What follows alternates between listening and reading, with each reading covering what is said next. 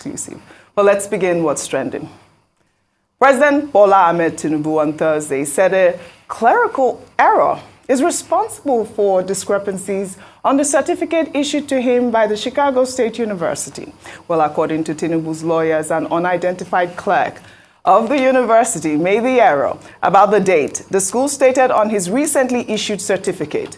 Tinubu's lawyers argued that the university incorrectly wrote the date of graduation as June 27th, 1979, instead of June 22nd, 1979, along with a change in the university's logo, which created the appearance of differences between an earlier issued diploma and the one issued in response to a 2022 subpoena. The claim is in their response to a suit filed by former Vice President Atiku Abubakar seeking the disclosure of Tinubu's academic records from the university. Well, users on social media have shared mixed reactions. Before I take tweets, Rufai, I'd love for you to just chime in here, because you know that this issue of whether certificates forgery has been, on the forefront of all eyes on the judiciary. No, but we just have to state clearly that anything happening in American court is of no consequence to what the judiciary has reserved a date for already. This is separate from it.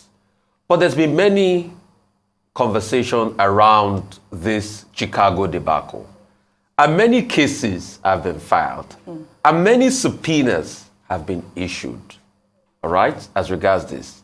And some actors somewhere have orchestrated also many lies.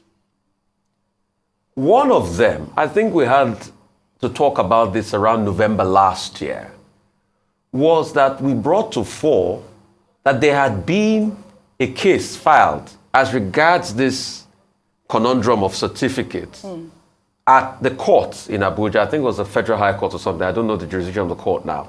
Where Enahoro Eba, a lawyer, said that he had instructed his partner, Knowles, in Chicago, to subpoena Chicago to get details of, degrees and all of that, and school records and all of that. And he said this was at variance with what the president, now sent to INEC then. Right. There's that conundrum. And I think we talked emphatically as regards this. That was what happened then. Now, Alhaji Atiku Abubakar in America also using the court system to be able to know more. And in fact, I think for the sake of clarification, somebody had claimed that they even went to Chicago. I know that's somebody. The point I made yes. was the person claimed they went to Chicago on the 19th of September. That was the day they visited Chicago. But why is it that the document the person claimed Chicago gave them was unsigned and it was dated in June? So there's been a lot of conundrum, and I would like the courts to be able to unpack it. But Alhaji Atiku Abubakar has filed in America, and the response of the Tinubu team now is the fact that there was a clerical error as regards date of graduation and the likes and all of that. Whatever it is, this matter is sub judice, and the court will rule. What I just gave is a hitherto background. I will not talk about the matter that is sub judice. Right. All right? But there's been a lot of back and forth and confusion as regards this. So let's see how this court process pans out. The deposition and the reportage is all there for all to read. Right. Pure and simple. Well, you know that the United States had given Tinubu until August 23rd, that is what, 2 days ago? Yeah.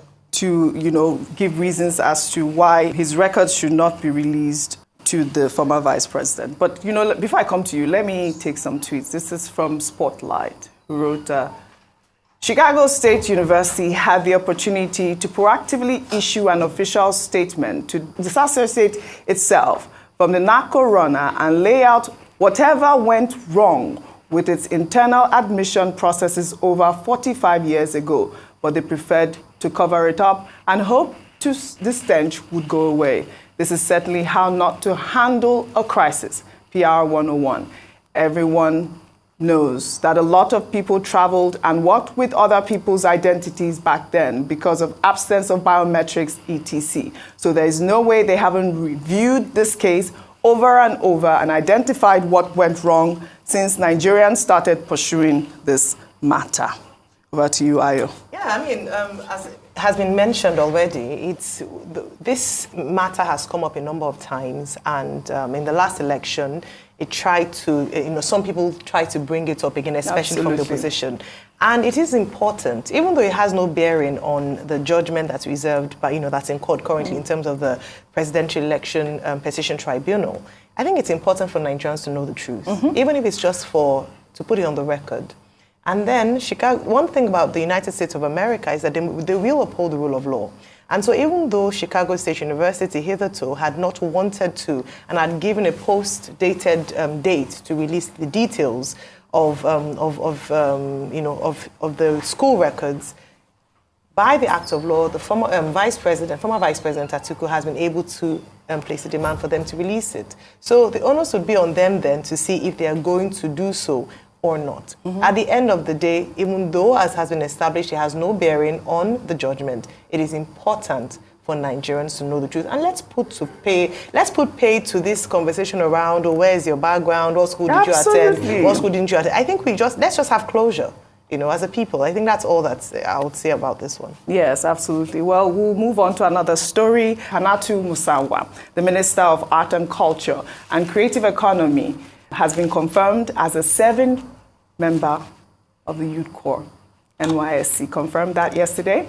The report follows a claim by the Human Rights Association of Nigeria, a civil society organization, that Musanwa is undertaking the 1-year mandatory youth service scheme while she is still a member of President Bola Ahmed Tinubu's cabinet.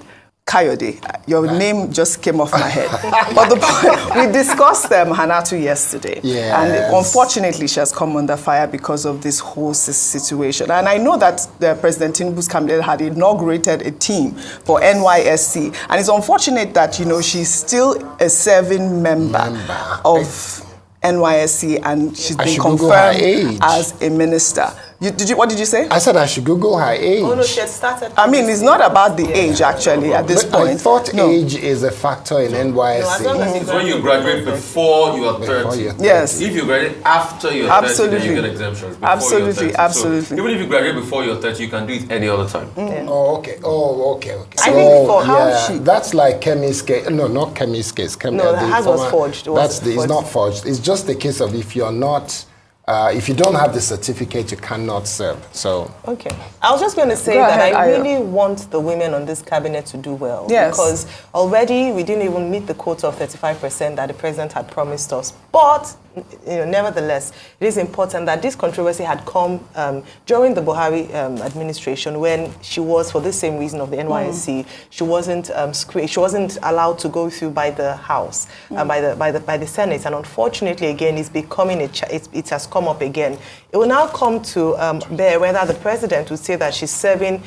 They've redeployed her to ministerial office to serve out her youth corps. I don't know if that is even legal, or post that, but again, I hope it will be resolved. I wish I would. And this whole situation with the unemployment rate, she also posted a tweet about that, and she came under fire. She wrote, breaking unemployment rate drops to 4.1%. Nigeria is moving forward. I mean, this is just a ridiculous situation because, as you know, like we have discussed it, what is the reason for this drop?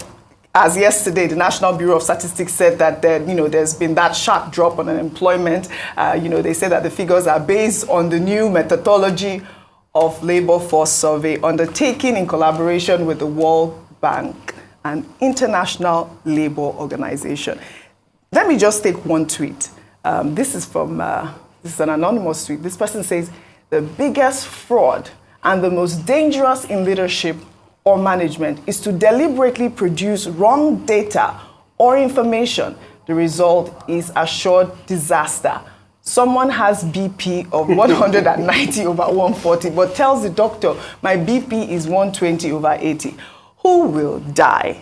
Another Twitter user, Atedo Peterside, also wrote, According to StatiSense, South Africa's unemployment rate is 32.6%. We in Nigeria have brought ours down to 4.1%. The only catch is that we brought unemployment crashing down because NBS Nigeria changed methodology of unemployment. I don't know whether to laugh or cry. Rufai, I don't know whether I should laugh or cry. Well, all right, that's all I have for you on What's Trending today. I'll see you all next week.